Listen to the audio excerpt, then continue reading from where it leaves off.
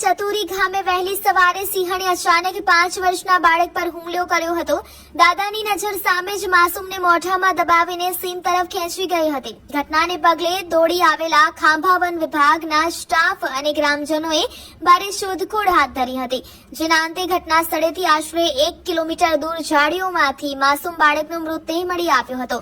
જો કે વન વિભાગની ટીમે મોડી રાત્રે ઓપરેશન હાથ ધરી આ માનવભક્ષી સિંહણને રેસ્ક્યુ કરી પાંજરે પૂરી લેતા સ્થાનિકોએ રાહતનો શ્વાસ લીધો છે. જૂનાગઢ જિલ્લાને ગૌરવ અપાવતી એકમાત્ર સંસ્થા શ્રી પાર્થ એકેડમી, જ્યાં શિક્ષકો તેમજ ટ્રસ્ટીના મને એક જ સૂત્ર માટે છે કટિબંધ: શિક્ષણ દ્વારા શ્રેષ્ઠતા.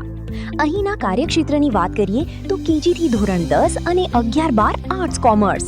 ભાઈઓ માટે ધોરણ 5 થી 12 માટે હોસ્ટેલ સુવિધા છે ઉપલબ્ધ, અને આજુબાજુના ગામડામાંથી વિદ્યાર્થીઓને આવવા જવા માટે બસ સુવિધા તો ખરી જ. તો આજે જ એડમિશન માટે સંસ્થાની મુલાકાત જરૂરથી લો.